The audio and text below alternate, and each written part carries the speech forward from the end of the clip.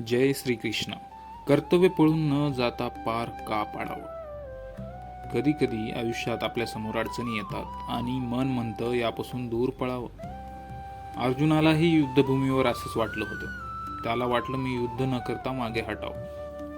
तेव्हा भगवान श्रीकृष्ण अर्जुनाला सांगतात, कर्तव्यापासून पळ काढणं हा उपाय नाही. भगवद्गीता आपल्याला शिकवते की जी जबाबदारी आपल्याला मिळाली आहे ती टाळणं म्हणजे स्वतःच्या विकासाला थांबवणं. जसं विद्यार्थी परीक्षेला घाबरून पळ काढत नाही तर अभ्यास करून समोर जातो, तसंच आयुष्यातही अडचणी टाळू नका, त्यांना समोर जा.